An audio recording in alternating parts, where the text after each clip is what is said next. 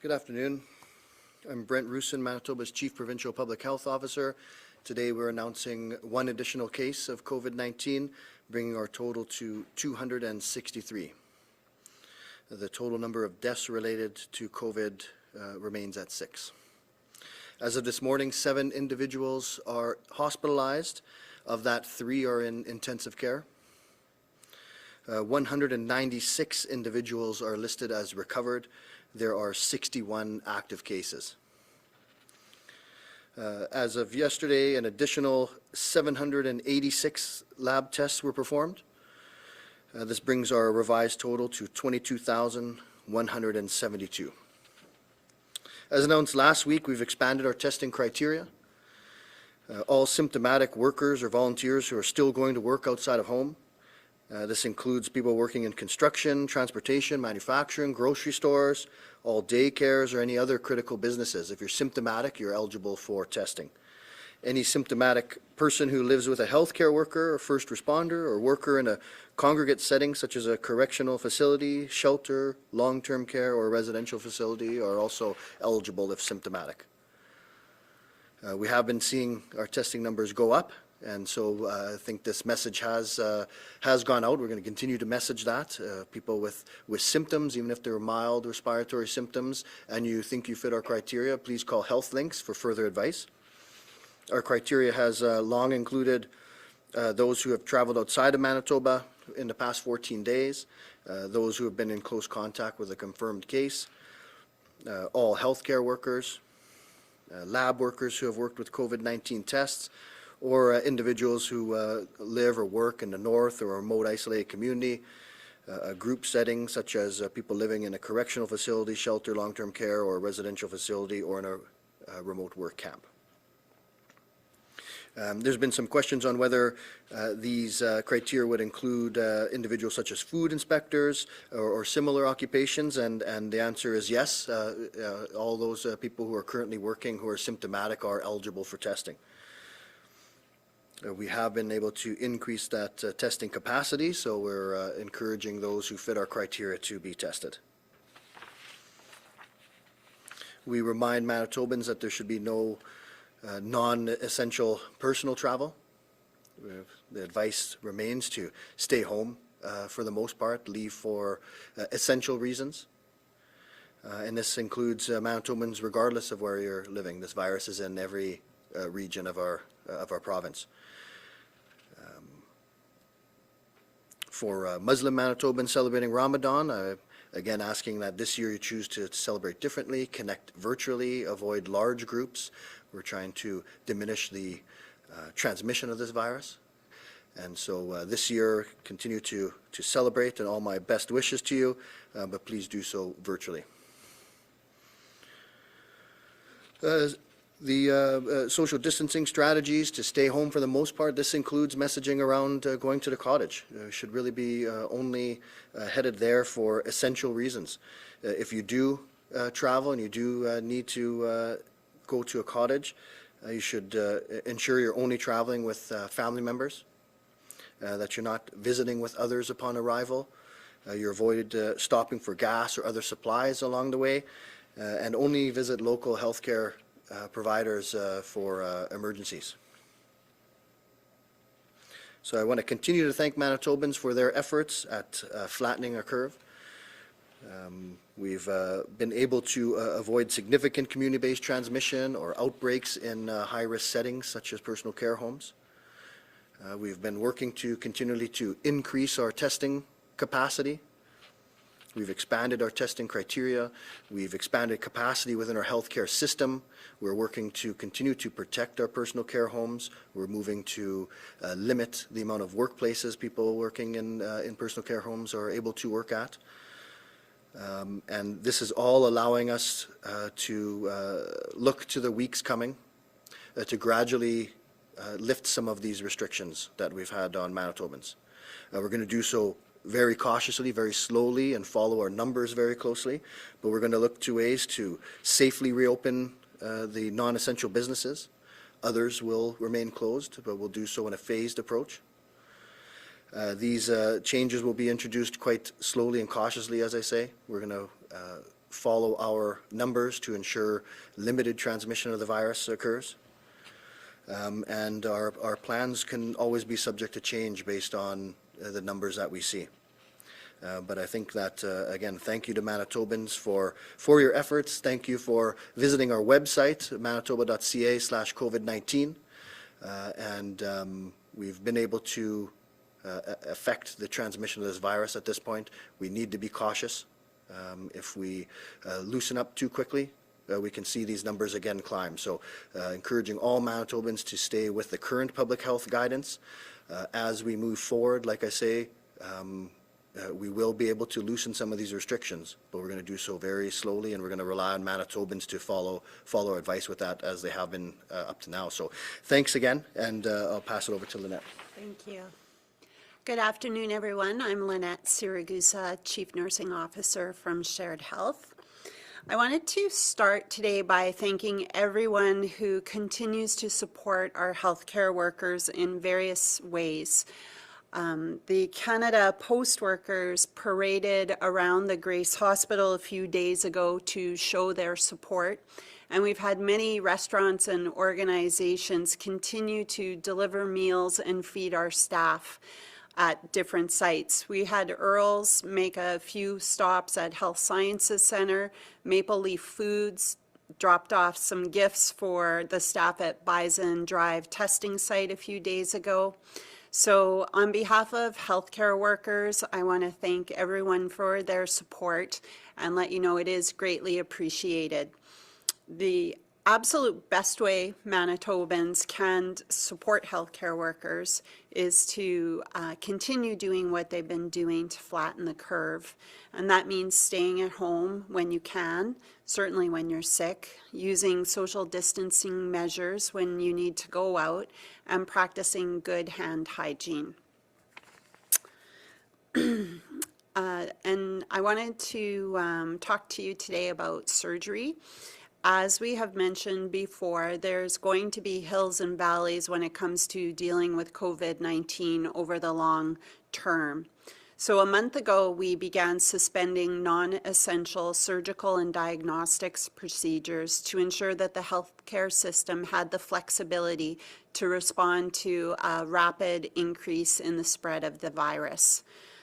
We know that waiting for procedures can be very stressful on patients, and we know that there are postponed cases that cannot wait any longer. So we have been planning, we have always been planning for the time where we need to ramp up our surgical activities. And this is a careful balance of clinical assessment and system capacity. And we know this will be an exercise that we have to repeatedly go throughout this pandemic. Over the next week, a number of facilities across the province will begin to increase their surgical capacity. This includes Health Sciences Centre, Pan Am, St. Boniface Hospital, Concordia, Misericordia, Victoria, Boundary Trails, Selkirk, and Brandon. This is a one-week ramp-up plan that will see significant increases in neurosurgery, vascular surgery, and thoracic surgery. As well, it will include urgent cataracts, orthopedic, and cancer cases. Surgeries will be scheduled for the more urgent cases first, and all necessary precautions will be taken to protect staff and patients from the risk of COVID-19. This includes point-of-care testing, appropriate PPE, and limiting the number of staff who are in the room to those who are essential for patient care. Patients will be contacted directly about scheduling their surgeries starting on Monday, or the surgeries will increase starting on Monday, so they'll be called before then. And in the meantime, clinical experts will continue to assess patients on a case-by-case basis. Visitors. So the visitor restrictions have now been in place at our facilities for a number of weeks, and we have talked about the efforts communities are making to visit from the outside. But separation from a loved one is not easy, and while in-person visits are restricted, sites and staff are doing their best to keep families connected with their loved ones. Many of our intensive care units are preparing to or have already begun to use technology to offer video conferencing between patients and family members. If you have a loved one in intensive care, please reach out to your care team to explore your options to connect. While this is beginning in our intensive care units, we do hope to use this technology to allow for virtual visits and connections in other areas of the health system. So we look forward to sharing more with you about this soon. PPE, we had the opportunity this week to help some hard-hit provinces with the procurement of vital signs monitoring. These monitors, they track vital signs such as blood pressure, pulse, temperature, and oxygen saturation levels. We had ordered 120 of these monitors some time ago in anticipation of higher surge demands. And while Manitoba is still relatively early in its fight against COVID-19 and those surges have not yet materialized, we will continue to prepare. But our situation in Manitoba means that we are able to redirect these monitors to facilities that need them now while we wait for those replacements to arrive. So we have temporarily gave our monitors to Mount Sinai Hospital in Toronto and the Jewish General Hospital in Montreal. They will be getting approximately 50 monitors each. And we expect to receive a replacement order of monitors in approximately 4 weeks. And finally, I want to remind everyone that several community testing sites are open on the weekends throughout the province, and there's no need for you to wait until Monday if you feel you need to be tested on a Saturday or Sunday. As Dr. Roussin has noted, we have expanded testing to include all symptomatic workers or volunteers at workplaces that have been identified as essential services, and any asymptomatic person who lives with a healthcare worker, first responder, or worker who is employed at a correctional facility, shelter, long-term care, or residential facility. A full list of locations and hours of operations can be found online at manitoba.ca/COVID-19. And with that, we can open the line to questions. Thank you. A reminder to our reporters online, you will have one preliminary question and one follow-up question to begin with. First up from CTV Winnipeg, Michelle. Hi, it's Michelle Growing from CTV Winnipeg.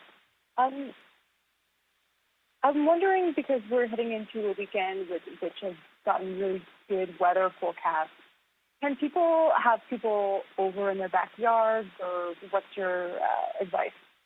Yeah, so I mean, the advice, the general advice remains the same. You know, the best thing you can do to protect yourself and the people around you and all Manitobans, including our healthcare workers, is to stay home as much as possible. Certainly that can include being out and about in your yard and getting some exercise in, going for walks, but you need to maintain that physical distancing. You know, so certainly not a recommendation to invite people over. If you did, being outside is ideal, and maintaining that 2-meter separation at all times, and then again keeping those group sizes low. Okay, thank you. And then in regards to the surgeries, Lanette, why can you go into more detail as to why we can keep increasing the surgeries, and how many more surgeries are we going to be doing? So that will vary. How many they're going to be doing will vary between sites. So some sites will be they have capacity to do more with their existing staffing, so they're going to open up capacity that way. Some sites like St. Boniface and Health Sciences Center will actually be increasing by 2 operating rooms a day starting on Monday.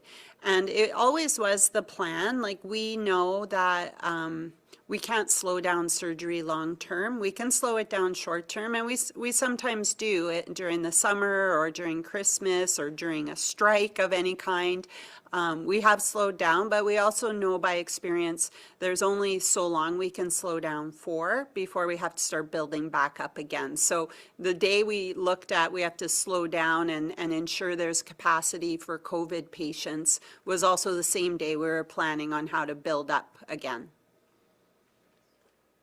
From the Winnipeg Free Press, Carol. Good afternoon, it's Carol Sanders at the Free Press. I'm just wondering about the surgeries and how much of surgery is being limited, elective and non-elective, by the amount of PPE that we have. It shouldn't, well, we were using more PPE before, for sure, but as part of our PPE strategy, we certainly have moved more towards disposable, also screening ahead of time to know which patients are at risk for COVID, and just getting some more clarity. So over the last several weeks, really refining what our guidelines are. So it really, I mean, certainly no, it's no surprise we are watching our PPE, but it's not so much that, so much as it's really looking at, originally we did it because we were expecting a surge in COVID patients. We wanted to make sure there was capacity, and we were shifting a lot of resources to other areas like the access or the assessment centers, the testing sites, the staff health. So there was just a lot in motion at the time. So as we go up, we will for sure continue to watch the PPE usage, but that was not that wasn't the reason why we slowed that down. At the time that we slowed it down, we didn't have any PPE concerns. And for a follow-up question, when is a surge expected, or when should we be peaking? Can you give us an idea of, over the next few weeks, what you're expecting and what you need to see before you find out if there's a peak? I mean, could we be waiting for a peak in 2 months? Yeah, so it's difficult to know when you are actually at a peak. It's usually you can look back and see when the peak was there. So certainly some of the numbers for this first bit shows evidence of a possible peak here, but we can't confirm that at this point. It's going to really depend on the actions of Manitobans. Because we can certainly see a climb in cases right now if we loosen up too quickly our efforts. So our numbers have been looking like they're in the right direction, and we're at a position right now where we can start to plan on gradually loosening some of these restrictions. But at that time, we're going to pay very close attention to the numbers going forward. From Global, Marnie. Good afternoon, Marnie Blunt from Global News. Dr. Roussin, we're hearing of several incidents where people who aren't following the Public Health Act or social distancing measures are being warned rather than being fined. You've had this messaging out for some time now, and I guess some people aren't getting the message. So why aren't we utilizing the enforcement measures introduced and issuing more fines rather than warning them? Yeah, so there have been some fines issued, and the public health inspectors are certainly taking this seriously in businesses, and so that will continue to occur if necessary. So there have been fines levied, and there's certainly likely to be more. Because we're going to take this seriously, and going forward as we start loosening restrictions, having people adhere to those properly is going to be very vital to our success on being able to loosen up the restrictions. But I think our numbers show that most Manitobans have been following the advice, and some may not be fully aware, some may have lost focus possibly. So I do think it's we want to come out to Manitobans and be there to ensure they're aware of it. But if necessary, we'll definitely issue fines. Thank you. And my next question is for Lanette in regards to the vital sign monitors. Can you talk a little bit more about why we don't need those here in Manitoba and want to give them to other provinces? And if we do see numbers go up, say next week or before we get that replacement shipment in, are we equipped to handle that? Yes, we wouldn't have given them if we didn't think we were equipped for a 4-week period. So, and we do want those monitors. That's why we ordered those monitors, but they are part of our strategy. So right now, as you know, these monitors are specific for medicine. They're not for critical care. They're for the medicine beds. And we have about 70% occupancy right now. So we already have monitors for those beds. Plus, we've also planned for additional capacity up to 300 medicine beds if we need it, should there be a surge. So we already have monitors for those as well. So it's really planning above and beyond that. So I think we are in a very good position. We would not have given those monitors away if we thought we weren't.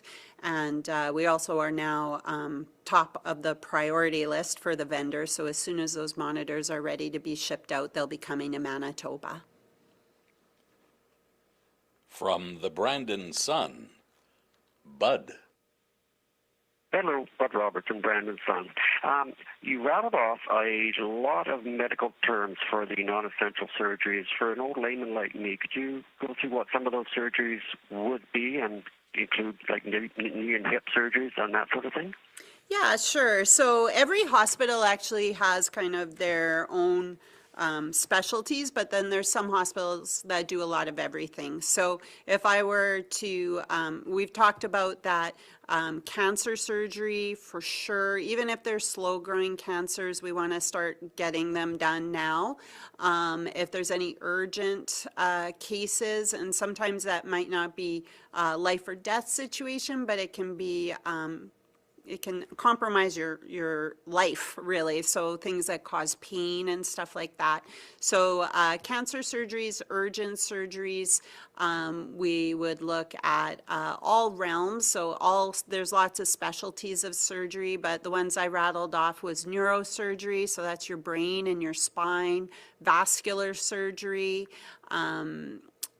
cataracts, obviously, it'll be for urgent cataracts. So people who are incapacitated because of their cataract, they will get done, and orthopedics too. So hip and knee degeneration can cause a lot of pain and immobilize people. So all types of surgery are open to be done. It just really is a case-by-case assessment by the surgeons as to how do we prioritize and start getting these done and through the list and really we want to make sure we're minimizing the impact to wait times. Does that answer your question, Bud? Yes, thank you very much. I don't have to call up my medical book now. Regarding those, are the bulk of those remaining in hospital? Are these day surgeries? Is it sort of split up? I'm just wondering if the beds are going to be filled with patients or if a lot of them are discharged after their surgeries. Yeah, that's a very good question. So it depends on the surgery. So cataracts almost never stay overnight. So those should be day surgeries. If they do laparoscopic procedures, it depends on the anesthesia they get and the way they do the procedure. But lots of the general surgery and urology surgery can be done as day surgery. And then there's others that are much more invasive, or the way they put you to sleep may require you to stay longer just for observation. So those might require some stay in the hospital. From CJOB, Diana. Good afternoon, Diana from 680 CJOB. Question for Dr. Roussin. How quickly can someone get really sick with COVID-19, kind of to the point that they would need immediate hospitalization. I know we talked a lot about obviously not wanting to put a burden on rural healthcare systems if someone's going up to cottage country and get sick, but if someone were to head to their cottage in Kenora for the day to maybe check in on their property, of course Kenora has very few ICU beds, would it be possible for them to get sick enough, presuming they had no symptoms upon leaving Manitoba, that they would need medical treatment kind of in an urgent kind of way? Yeah, it's a tough question to answer. There's more illnesses than COVID. Many of those can come on quite quickly. So COVID usually begins with relatively mild symptoms, but someone who had significant underlying medical conditions could get sick quickly, I imagine. A lot of people who require hospitalization have been sick for quite some time with COVID, but there's lots of other reasons that urgent medical issues come up as well. So it's not only about COVID, it could be any number of medical conditions that can come on quickly.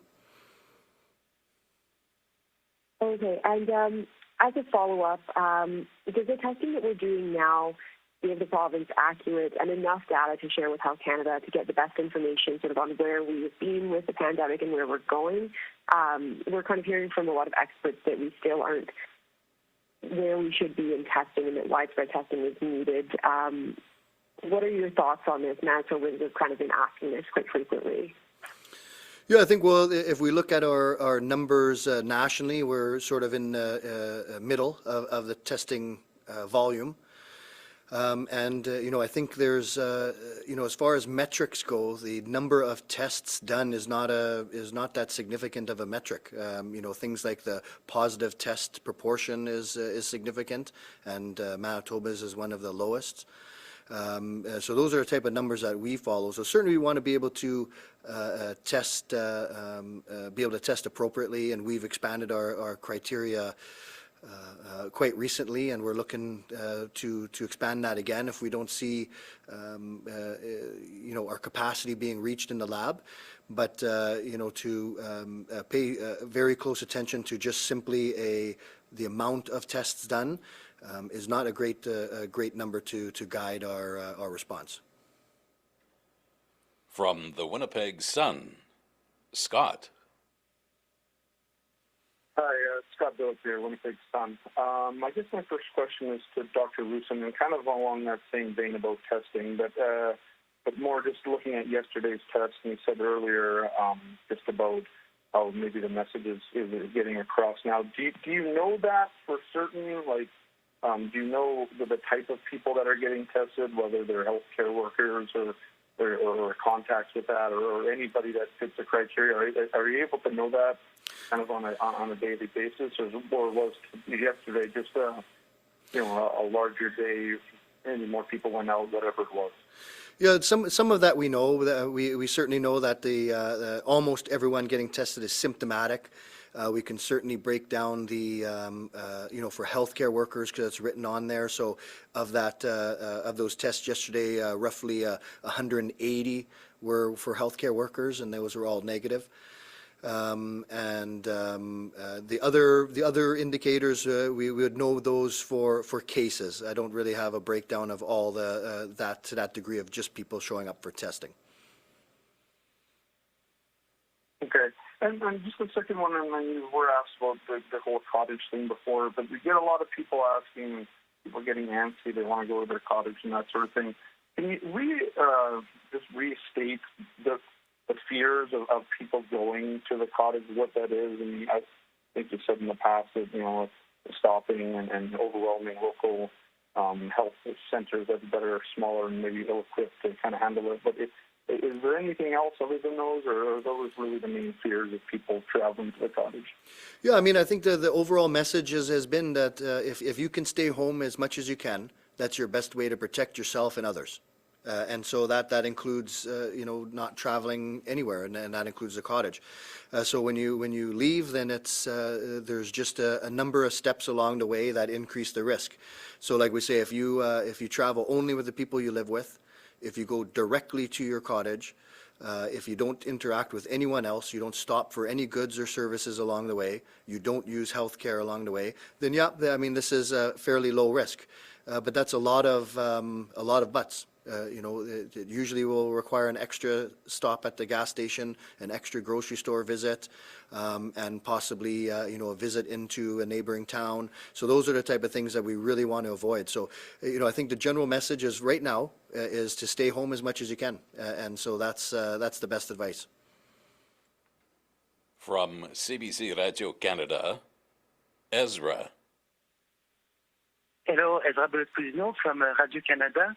This morning, the mayor, Winnipeg's mayor, Brian Bowman, said that his office received some calls from people asking about, the methods proposed by the U.S. President, Mr. Trump, about ingesting disinfectant. And my question is actually more about here in Manitoba. Our Health Links lines, have they received those kind of calls asking about solutions that are transmitted in the different medias or do you have that? Do you have a lot of those disinformations on your lines? Well, I can check with Health Links. I don't usually get that type of detail, but we can definitely look into if they're getting any inquiries from the public on that topic or anything. We can actually give you a general idea of what kind of questions come into Health Links. So allow me to get back to you on that, Ezra. And then we would just, clearly give the message to not ingest or inject any disinfectants.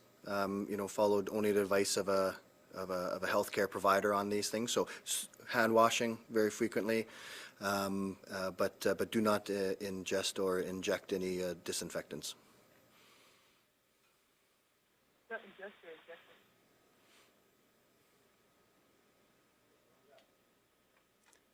From CBC Manitoba, Bart.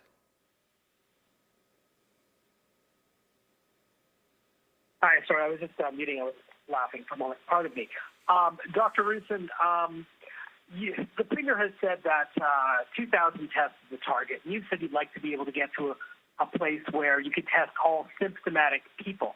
In the course of a normal summer, how many Manitobans would have cold or other regular respiratory symptoms at any one given time? Yeah, so there's lots of variability with that, and some estimates are up to 10%. So it's it's certainly not going to be 10% per day. With that. So when we calculated around the 1,500 to 2,000 mark to have the capacity to do that, that gives us about close to 1% of the population per week, and we thought that would give quite a good sampling. Thanks, very helpful. Further on the Saskatchewan plan that came out yesterday, one of the interesting facets of that is a date to start, that makes sense, but then a date 2 weeks later to do other things. You have spoken repeatedly of monitoring case numbers after there's a reopening. When your plan comes out, are you going to have hard dates in there? Well, I think our plan will probably have hard dates to reassess. So it's going to be a guide, and so like I said, our plans are open to revision. It's going to depend on the numbers, and so there'll probably be some dates on there. We want to ensure that Manitobans know we really want to have a phased approach. We really want to loosen these restrictions as we can, and we want to provide Manitobans with some dates that they can look forward to possibly some loosening. From the Canadian Press, Steve. Steve Leonard from the Canadian Press. I have a question about the turnaround time for test results. Now that the lab is taking on more tests, almost 800 yesterday, what is now the average turnaround time for a positive result, which I understand would be the priority, and for a negative result? So there's a couple of things in that question. So the results are come out the same at the same time for the most part. Sometimes using a pooled sample, they would the positives could be delayed a bit when they have to depool them. But the mean turnaround time at the lab was 27 hours yesterday. The total turnaround time, the mean total turnaround time was about 2 days. And so that's, from sample to get to lab and then to lab to process it. Now, that doesn't include the time it takes to contact people. That's a different measure. That's a tough one to follow. Yeah, sorry, that was my question, was the results being given to the person, which would include that notification time. Yeah, it's difficult. So as soon as public health will get a positive lab result, they're on the phone trying to contact that person. But it's not something that's recorded necessarily on what that exact time is from the time the swab was taken.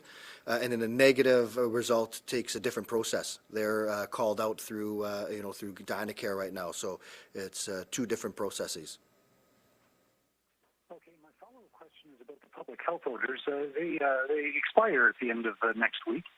And given the numbers that we're seeing, are you leading to loosen them, or at this point? Well, we're working on that plan, and so next week we're going to be discussing more of the details of that plan. So there'll certainly still be public health orders that will be in effect and extended. What they will look like, it's going to depend on what our numbers look like through next week, but we'll be able to describe a more detailed plan next week. At this moment, we're going to go back to Ezra from CBC Radio Canada for his follow-up.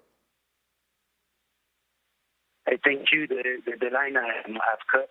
I wanted to know concerning the equipment, the monitors that are sent to Montreal and Toronto. I wanted to know how those particular hospitals were chosen. Are you in direct contact with the hospital, or are some people putting you in touch, or are you going through the Quebec health authorities? No, I personally am not in direct contact, but there is a federal provincial table that meets very regularly and identifies where there's challenges, where there's learning, so that we can really have a pan-Canadian approach to it. So I believe it came through that table, and then before any decisions were made, there was discussion among the health system and through incident command if that was something that we could support. And so after some discussion and analysis, we said, yes, we could support that short term, knowing that we would be the top priority when the next shipment comes. Thank you. We have some time left, so at this point we'll open it up to any further questions from our reporters. Please proceed.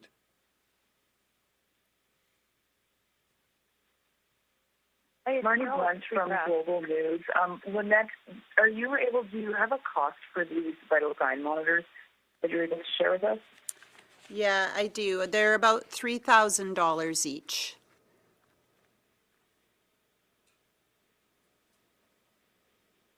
As we talk about the excellence plan opening up, I'm just wondering if you can talk about, I've been hearing from parents wondering about daycare, like people who are non-critical, non-frontline healthcare workers, wondering about daycare and what's going to be the situation with daycares. When will they be able to open for non-emergency, non-frontline healthcare workers? Yeah, so we're going to have those detailed announcements next week. So I don't really have any details to share about the reopening plan. We're working on that. We're looking at all those type of things. So next week we'll be able to have a detailed plan for you. Okay, and it might include something about daycare? It's we're going to have a pretty inclusive restart program. So we'll I won't release any of the details right now. They're still being worked out. So next week we'll discuss that. Okay, thanks. Lanette, it's about, you mentioned earlier about opening up surgical suites for these surgeries at some of the hospitals in Winnipeg. Do you know what's going to be doing in Brandon with regard to that? I think we would have to talk to Brandon. So they do quite a variety of surgical cases in Brandon, including the orthopedics, the hips, the knees, and cancer cases. So it would really be dependent on which patients are waiting for what types of surgery to determine where is the urgency and how do we get those patients in as soon as possible. So I'm not sure exactly how they're going to approach it, but I'm certain that they would have a surgery and anesthesia team looking at the risk factors and the urgency of each case, and then making sure they work through the process to get done. Great, thank you.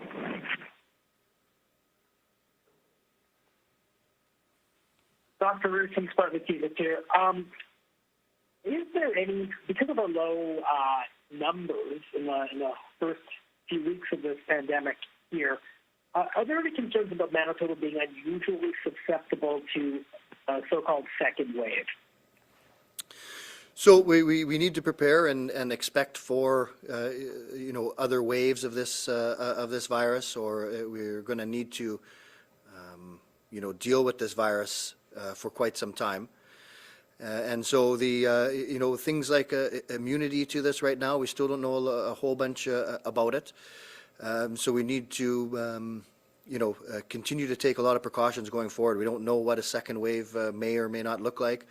But it's becoming clear that we're going to need to deal with this virus in one way or another going forward. So, as we move to loosen some of the restrictions, certain groups, the high-risk individual groups, those over 65, those with underlying medical conditions or immune compromise, they're going to still need to take many precautions for this, because they'll certainly be at risk still for acquiring it. So. We're going to have to just stay vigilant and follow what's happening in other jurisdictions, because we do need to anticipate other waves of this virus. Have the Spartan cubes been validated yet, and how many does Manitoba have anyway? They have not yet been completely validated. I don't know the exact number of them. Are the ones that are here right now are for this research for the validation, so they're not right now being used to enhance testing. They're just being validated, and I believe that sometime in mid-May we are expecting a shipment of more of the cubes.